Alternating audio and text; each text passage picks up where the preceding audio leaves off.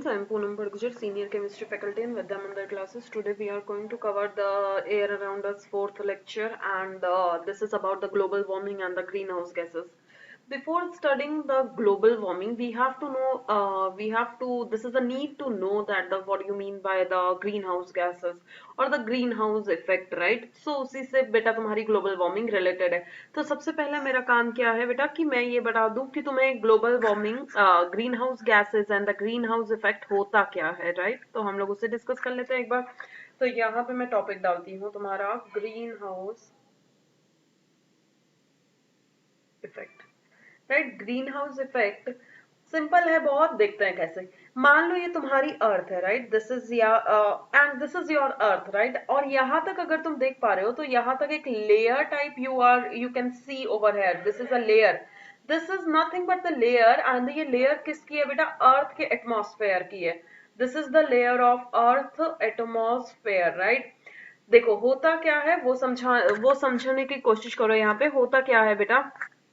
The rays which are coming from the sun. Sun से तो बेटा हर प्रकार की रेज आ रही है, तो सन से जो रेज आ रही है, these rays are enter into the earth body.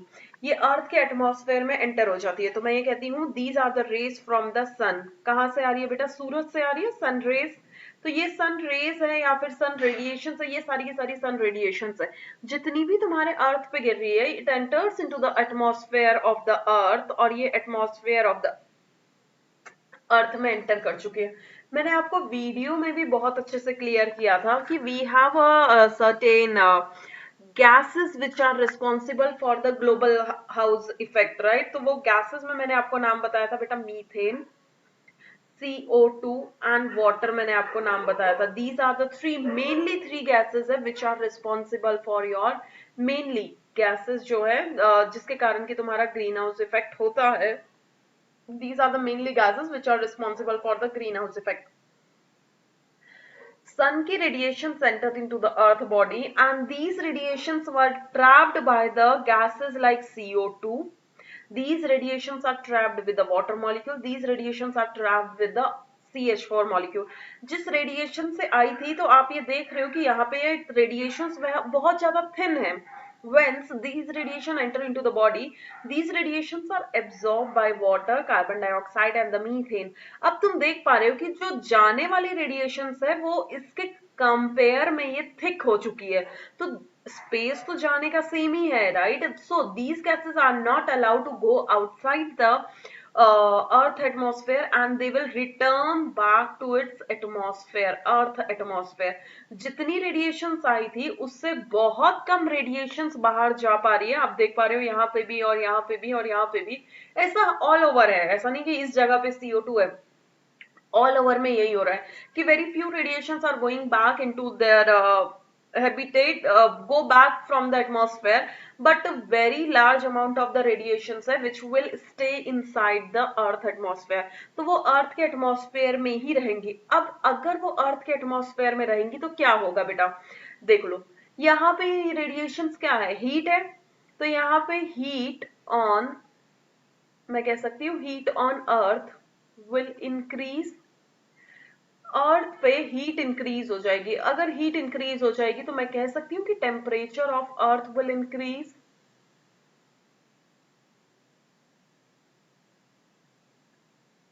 अगर बेटा temperature of the earth increase होगा तो व्हाट विल हैपन? टेम्परेचर के बढ़ने से क्या होगा? ग्लोबल वार्मिंग होगी. तो ग्रीन हाउस गैस, जो ग्रीन हाउस इफेक्ट है, वो सीधा तुम्हारे किससे रिलेटेड है? ग्लोबल वार्मिंग से. It will cause global warming. अब होपफुली आपको समझ ग्लोबल वार्मिंग, राइट? होपफुली मैं आपको समझा पाई होंगी. ये हुआ क्या है बेटा? The radiation which are coming from the sun will be trapped with the help of the CO2, water and methane, and they come back into the earth atmosphere, and very few radiations are going back to out of the atmosphere, right? सो अर्थ का temperature increase हो जाएगा, अर्थ बहुत ज्यादा heat हो जाएगी, इसके कारण global warming होगी. अब ग्लोबल वार्मिंग को समझने की कोशिश करते हैं कि ग्लोबल वार्मिंग है क्या.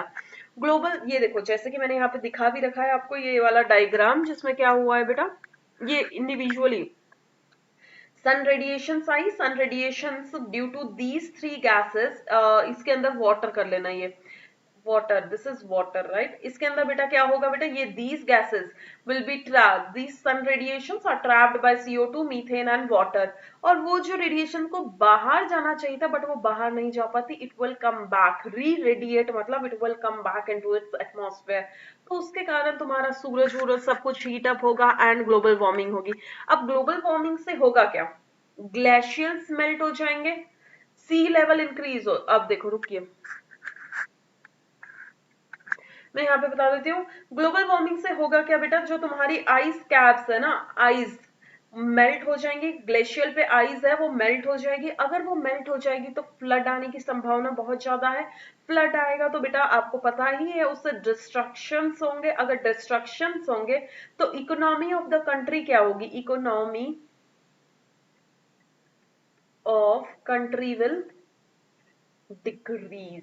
अगर economy of the country decrease हो जाएगी तो वही बात है कि अब पैसा खत्म होता जाएगा।